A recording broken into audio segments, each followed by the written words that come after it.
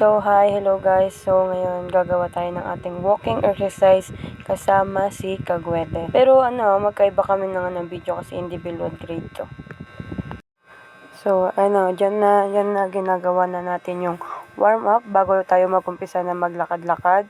Kailangan mo natin gawin yan based sa instruction sa atin ni sir. Kasama siya sa gagawin natin na 5 minutes na warm up. Kakat ko lang siya sa 1 minute. Yan, aangat-angat ko lang pa ako dyan, ibabanat ko lang yung mga buto ko.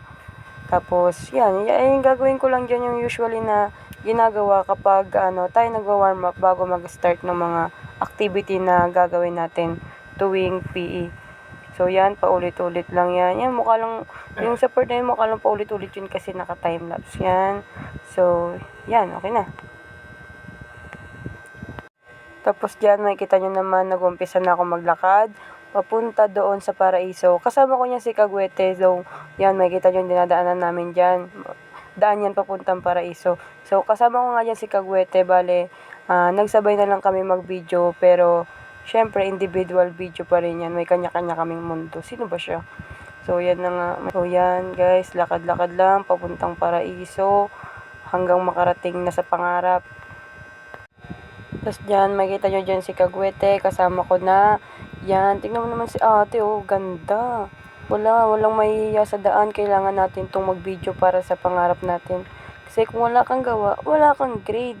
Kaya yan, gagawin natin lahat yan, kahit mukha na tayong sa daan na angat-angat ng camera, yan. Ayan na nga, nandiyan na tayo sa Paraiso, na nag-i-start na tayo na maglakad-lakad since kailangan natin gawin ang 5 minutes na video. Ikakat lang natin siya sa 1 minute. Yan, iikot lang ako dyan sa may mga daanan dyan sa Paraiso hanggang sa makumpleto ko na ang kinakailangan kong oras. Dyan, matatapos ko na ang 5 minutes. Gagawin na natin ang cool down. Yung cool down guys ay pares pa rin naman siya. Walking pa rin siya, pero dapat mas mahinin kasi mas mahinin ang lakad. Medyo mabagal siya kumpara sa una mong ginawa na 5 minutes kasi pinapahinga mo yung katawan mo. Nagko-cool down nga based lang sa pagkakaunawa ko. Kaya correct me if I'm wrong. Baka maging vlogger na lang ako nito, huwag na tayo mag-aral. Let's go. Papauwi na tayo niyan. Ayan, makikita nyo, Paraiso yan. Tignan mo si ate, kinakausap pa talaga ako. Diba, nandi-distract na lang. Alam nang nagbablog tayo dito eh. Yan dyan guys, nandiyan na tayo sa tulay, nakakit na. Syempre magbibideo pa yan ng papalapitan. Syempre papansin yun si Junila. Tingnan mo, akala mo walang alam sa pinagagawa niya. Tapos dyan naman, makikita nyo naman na papauwi na tayo. Still, ginagawa pa rin ang 5 minutes walk, cool down. Lagpas-lagpas na nga yung cool down natin. Tapos tignan mo si Kagwete, di ko alam kung may nagawa na yan siya. Puro siya lakad-lakad dyan. Hindi ko na siya pinapansin kasi may sarili akong mundo. Sarili akong ginagawa sa buhay ko. Tapos dyan, syempre makakakita tayo ng palamigan dyan. Hindi tayo pwedeng hindi magpapalamig dyan. Kasi diba, wala tayong tubig.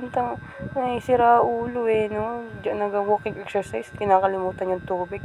Kaya habang walang tubig, bibili muna tayo ng palamig.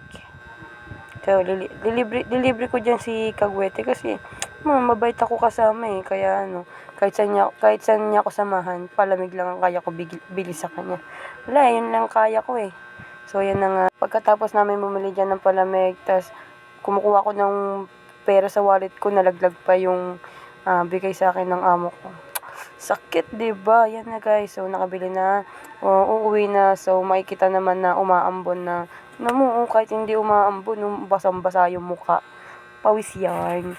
Guys, thank you for watching. And please, baka maging vlogger ako. Siyempre, i-subscribe nyo ako sa FB, sa YouTube. And follow nyo ako sa FB. Thanks!